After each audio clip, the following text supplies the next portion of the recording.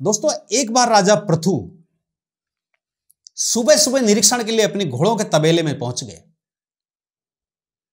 वो अपने घोड़ों के तबेले का निरीक्षण कर रहे थे। उसी समय एक साधु भिक्षा मांगने के लिए वहां पहुंच गए।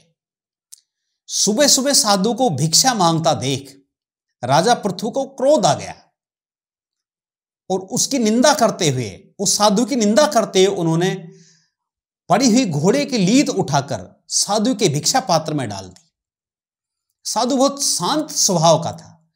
वो जो भी भिक्षा मिली उसको लेकर चला गया और जाकर के अपनी कुटिया के बाहर एक कोने में उस लीद को डाल दिया। कालांतर में कुछ समय बाद राजा शिकार के लिए जंगल में गया। जंगल में उस कुटिया के पास से गुजरा जहां वो साधु तपस्या कर रहे थे। तो राजा ने देखा कि घने जंगल में, जहां घोड़ों का कोई तबेला नहीं है, कोई घोड़ा भी दिखाई नहीं दे रहा है, फिर इतना सारा घोड़ों की लीद, इतनी सारी घोड़ों की लीद कहां से आ गई।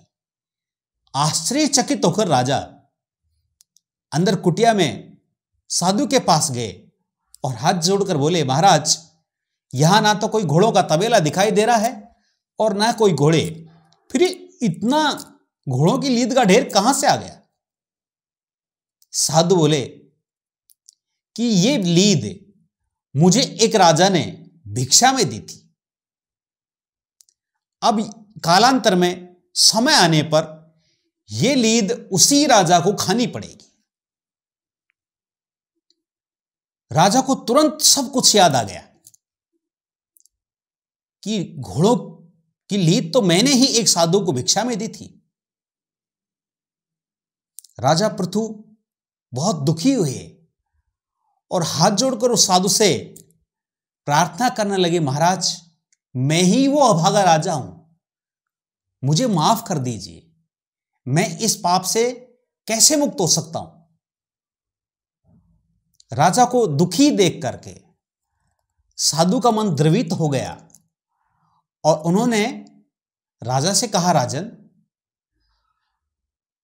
हम जो देते हैं वही हमें कालांतर में वापस लौट के मिलता है, वही हमें पुण्य मिलता है। और आपने मुझे थोड़ी सी लीद भिक्षा के रूप में दी थी, लेकिन क्योंकि हम जो देते हैं वो दिन प्रतिदिन बढ़ता रहता है और हमारे पास लौटकर वही वापस आता है, तो ये थोड़ी सी लीद आपने दी थी, ये इतना बड़ा ढेर में बदल गई। लेकिन इसका एक ही उपाय है कि आप कोई ऐसा काम करो जो वास्तव में गलत नहीं हो, लेकिन लोगों को वो गलत लगे और लोग आपकी निंदा करें। इससे आपका पाप आपकी निंदा करने वाले लोगों में बट जाएगा। राजा वापिस अपने महल में आ गए। रात भर उन्होंने सोचा कि मुझे ऐसा क्या करना है ताकि गलत भी नहीं हो और लोग मेरी निंदा भी करें, मुझे गलत भी समझें। सुबह सुबह राजा एक मदिरा की बोतल लेकर के शहर के चौराहे पर बैठ गए और मदिरा पान करने का अभिनय करने लगे। राजा को इस तरह मदिरा पान करता देख नगर के सभी लोग राजा की निंदा करने लगे कि कैसा राजा है, दिन में शराब पीता है, व्यभिचार करता है, वगैरह वगैरह। राजा दिन भर शराबी का अभिनय करता रहा। शाम को महल लौट गया और सुबह वापिस उस साधु की कुटिया में पहुंचा। वहां जाकर उसने देखा कि वो लीद का बहुत बड़ा ढेर एक मुट्ठी भर लीद में बदल चुका था। उसने साधु से पूछा, महाराज, कल तो ये लीद बहुत ज्यादा थी, बहुत बड़ा ढेर लगा हुआ था, आज इतनी सी कैसे बच गई। तो साधु ने कहा कि राजन, आपने कोई गलत काम नहीं किया था, फिर भी लोगों ने आपको गलत समझ करके आपकी निंदा की। जो निंदा करने वाले लोग थे उनके हिस्से में आपका पाप बट गया। आपके पाप में वो लोग भी भागीदार बन गए और ये लीद का ढेर थोड़ा सा रह गया। समय आने पर ये भी खत्म हो जाएगा।